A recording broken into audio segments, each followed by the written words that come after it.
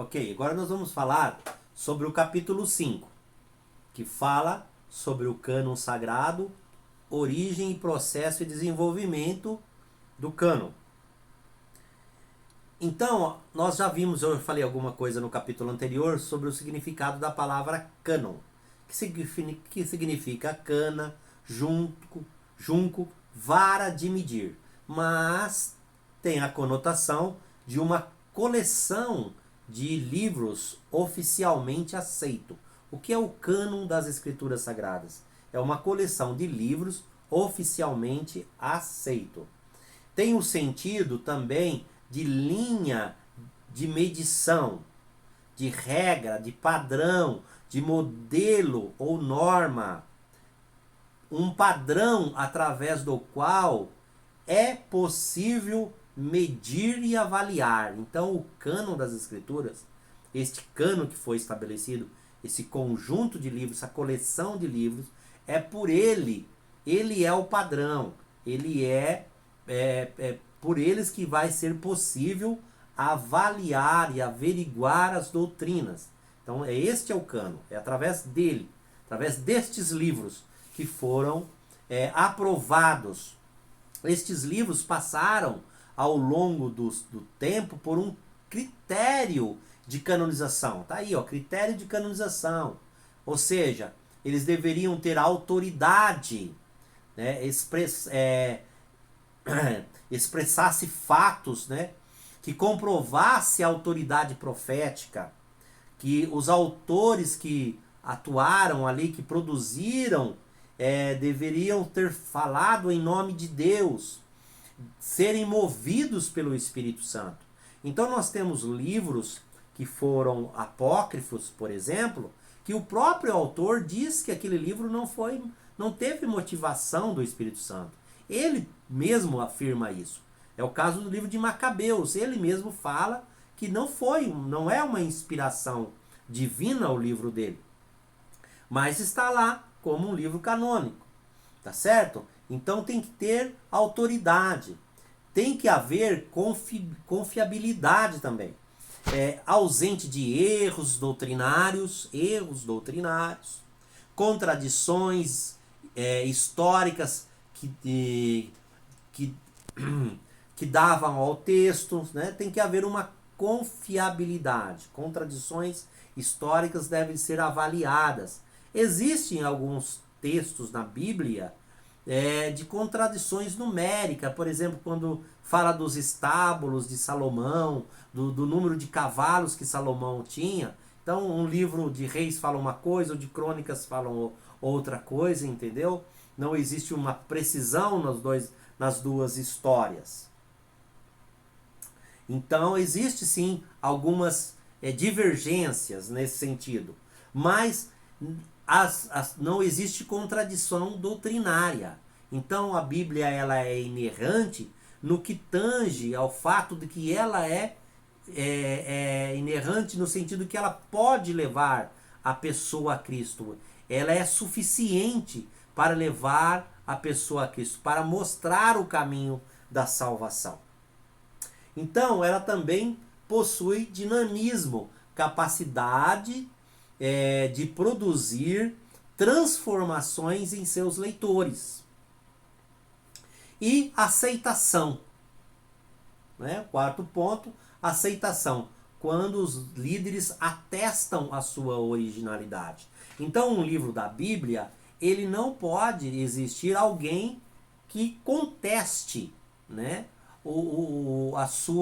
Que falem mal dele. Por exemplo, quando houve a definição do cânon das Escrituras, e nós vamos ver isso no concílio de Catargo, então ali houve uma definição. Não houve contrariedade nos livros que foram definidos. O livro de Apocalipse foi um dos últimos a ser aceito, né? Então houve uma unanimidade de quais livros deveriam ser canonizados. Bom, o desenvolvimento do cânon do Antigo Testamento. Então há uma teoria de 3 estágios. Primeiro se definiu a lei de Moisés, né, no ano 400 a.C., né? seria a Torá, já havia definido nesse período já, né? Há 400 anos antes já tinha definido Moisés. Os profetas Josué, Juízes, Samuel e Reis, os profetas anteriores, Isaías, Jeremias, Ezequiel e Daniel, e os 12 foram definidos cerca de 200 anos antes de Cristo. Os escritos Ruth, Esther, Jó, Salmos, Provérbios e Ezequiel foram decididos naquele concílio lá dos rabinos judeus que se reuniu no ano 100 na cidade de Joânia, né, no século I, tá certo? Então o cano de Joane, eles definiram Moisés, que era a Torá, né, e os profetas, Neemias, Daniel, Zacarias e assim por diante, e os escritos. Ali foram definidos então os 39 livros no ano 100 depois de Cristo. Então já fechou o cano das escrituras sagradas do Antigo Testamento. Bom, continuidade profeta. Os profetas mais novos se utilizaram de textos proféticos já existentes, incorporando-os aos seus escritos, ou seja, fazendo citações, e transmitiram a vontade de Deus numa sequência harmônica. É claro que os profetas mais recentes, eles utilizaram o que já estava escrito, eles leram o que já estava escrito. O Novo Testamento, por exemplo, 25% do Novo Testamento são citações do Antigo Testamento. Então Paulo, por exemplo, ele usou o que para falar? Ele usou o Antigo Testamento para pregar, né? E muitos profetas também fizeram citações, também tiveram acesso a livros do Antigo Testamento, né? Bom, o desenvolvimento do cânon do Novo Testamento. A realidade é diferente no processo de canonização do Novo Testamento. Não foi como foi o Antigo Testamento.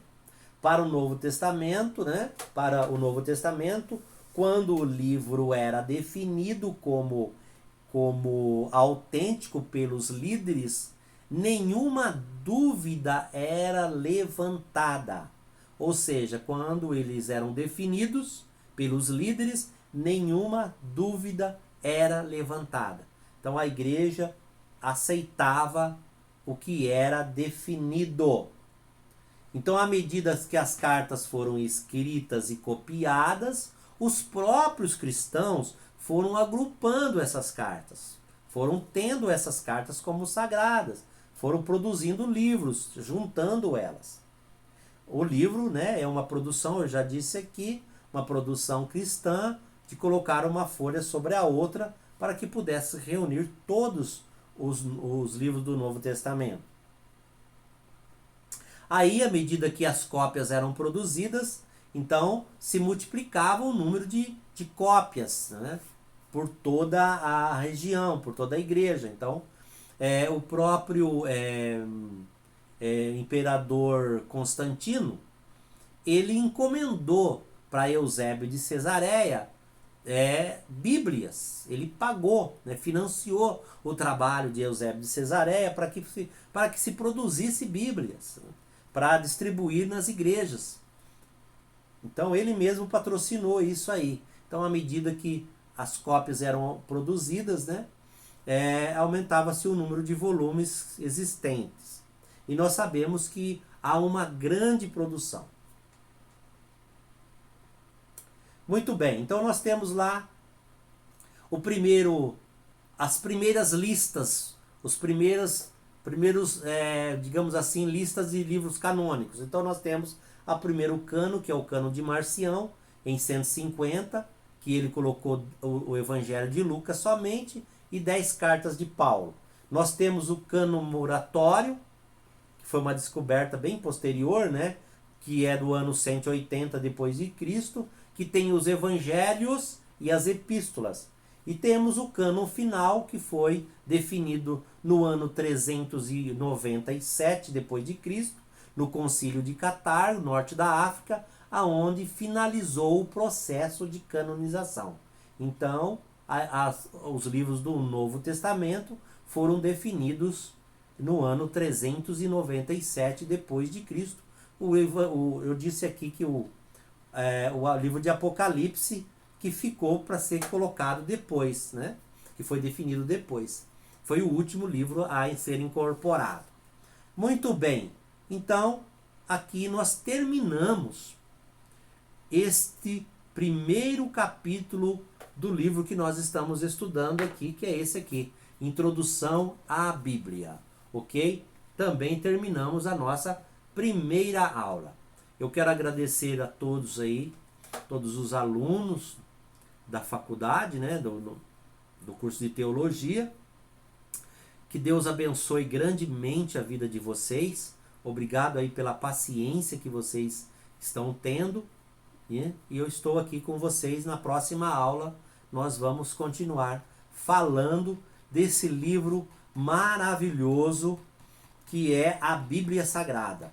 E eu quero só adiantar aqui rapidamente o tema da aula, da nossa próxima aula, que vai ser a inspiração das Escrituras Sagradas, tá certo? Nós vamos falar sobre a inspiração das Escrituras, ok? Deus abençoe a vida de vocês, fique na paz.